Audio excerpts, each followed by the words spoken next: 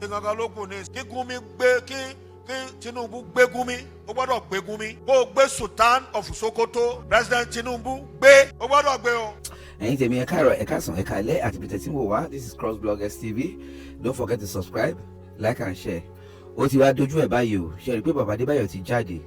Wọ́n ní àwọn àmì ń ṣiṣẹ́ takuntakun, àwọn navy ń ṣiṣẹ́ takuntakun àti gbogbo àwọn ológun Nàìjíríà ń ṣiṣẹ́ takuntakun, but wọ́n ní nǹkan kan wà tó ní láti wà ní ṣíṣe kí gbogbo everything tó lè tò. Wọ́n ní kinní kan gùjù kan lọ, wọ́n ní apá ẹ̀ ló bá jàwò jẹ́ mi mọ́ bọ́n ṣe ń pòwe yẹn ẹjọ́ ẹ dáríjì mi tẹ́ bá yẹ pé òwe tí mi ò mọ̀ pa ni. Wọ́n ní kò sí bí a ṣe lè try láti clean up gbogbo mẹ́sì àwọn bandits ní Nàìjíríà kí ọkàn everybody lè balẹ̀ láti nígbé àlàáfíà láì má gbé Gumi, láì má gbé Sultan náà Sokoto, because àwọn èèyàn kan ò lè wà kán máa gbè lẹ́yìn àwọn people yìí. Ká dẹ̀ feel pé a máa ní ìlọsíwájú even pẹ̀lú bí Tinubu ṣe lọ sí Turkey náà, tí àwọn people yìí bá yìí wà in power tó ń lè control gbogbo àwọn ọmọ yìí láti máa commit àwọn heinous crime tó ń commit, kò sí bí ayé fẹ́ ní ìlọsíwájú. So Baba Adebayo ti emphasize báyìí pé Tinubu dandan òun láti gbé Gumi, òun láti gbé Sultan of Sokoto kí ìlú Nàìjíríà lè nísinmi. Wá nǹkan fìdílé nǹkan, jẹ́ ká lọ gbọ́ ẹ̀kúnrẹ́rẹ́ àlàyé lẹ́nu Baba Adebayo. This is crossblogxtv. Don't forget to subscribe, like and share. Kẹ́yìn náà drop opinion yín sínú comment. Ṣé ká máa ṣe wàhálà yìí lásán ni ká wá fi àwọn tó ń da abẹ́ẹ̀rù ka ìfi wọn lẹ̀ kan wà nínú ìlú wa? Ṣé a máa ní ìlọsíwájú àbá ní ìlọsíwájú? Drop comment yín, ẹ já lọ gbọ́ ìtókù lẹ́nu Baba Adebayo.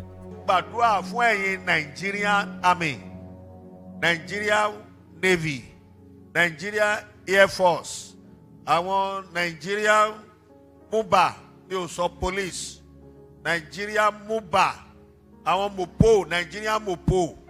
Ní o gbàdúrà fún police, ní o gbàdúrà fún wọn. Wọ́n ń ṣe nǹkan kan, àwọn tó ṣiṣẹ́ nìyẹn.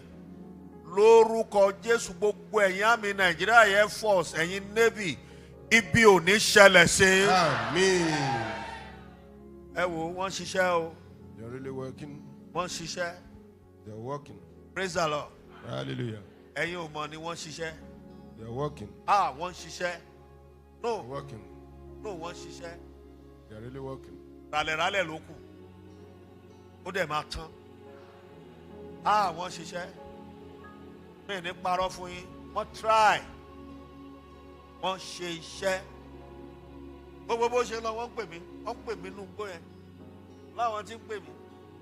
Bàbá àdúrà yín ń gbàlé wa lórí. Wọ́n ṣe iṣẹ́.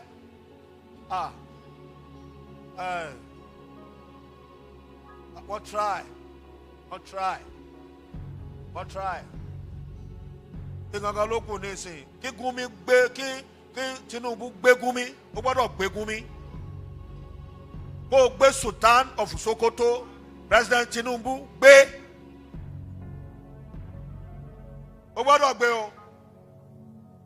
Gbogbo àwọn tó jẹ́ bàbá àṣàlẹ̀ finish wọn, ó gbọ́dọ̀ gbé wọn o.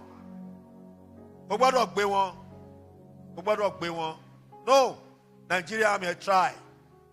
No. Ẹ try. Ẹ bá wo àwọn documentary yẹn ẹ̀rù á bà yín.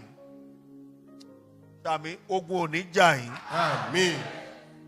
Ológun ò ní jà yín. Àmín. Àtilẹ̀ Yorùbá, àtilẹ̀ Igbo, àtilẹ̀ Middle Belt, àti Niger Delta, àti ilẹ̀ Haúsá, kò sí ilẹ̀ Fulani. Lórúkọ Jésù àti gbogbo Áfíríkà kálàáfíà jọba. Àmín. Ìyanu kó ṣẹlẹ̀. Àmín. Ìyanu kó ṣẹlẹ̀. Àmín. Kí ilẹ̀ ìní tó ṣú máa bá ẹ gbégbá ọpẹ́. Gbogbo àwọn tí wọ́n ń jí ọ tó wọ́n ń jalè rẹ lójú oorun kán kú. Àmín. Gbogbo àwọn tí ń fi òru gbàbọ̀dè tiẹ̀ ṣàmì dáadáa, ẹ̀mí mímọ́ ó yá lù wọ́n pa. Àmín. Oṣù February ṣe ó máa doṣù ọpẹ́. Àmín. Ọkàn rẹ̀ á balẹ̀. Àmín. Ọkàn rẹ̀ á balẹ̀. Àmín. Tẹ́ ẹ bá lè rí àmì ṣe, gbogbo ogun tó lóhùn ní gbọ́ tó lóhùn ní gbà lórí ayé yín, iná agbára Ọlọ́run máa jó dànù. Kí lè nǹkan tẹ́ ń là kọjá tó dàbí pé ẹ ti wá ọ̀nà àbáyọ ṣùgbọ́n tí ẹ ti rí ọ̀nà àbáyọ. Ẹ ti pàdé wòlíì yín ló fà, ṣùgbọ́n arán mi sí ọ lónìí dádì, arán mi sí ọ lónìí mọ́mì. Olúwa lòun fẹ́ ṣe nǹkan ńlá nínú ayé yín. Olúwa sọ wípé gbogbo tẹ́ ń là kọjá yín òun fẹ́ fi òpin sí. kí nìkan tẹ̀ ń là kọjá lórí ìgbéyàwó ni, lórí ọmọ ni, lórí iṣẹ́ ni, níbi gbogbo ni, bóyá ogun kan ló dàbí pé ogun yẹn le, ẹ ti gbìyànjú kò tí ì sí ọ̀nà àbáyọ.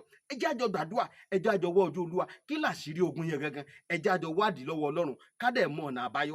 ẹ̀rọ ìbánisọ̀rọ̀ tẹ́ fi pè mí fún àdúrà àti ọ̀nà àbáyọ òun náà ni +234 7025 475427 +234 7025 475427. bẹ́ẹ̀ ṣe ń pè mí fún àdúrà lórúkọ Jésù ẹ máa rí ìyanu.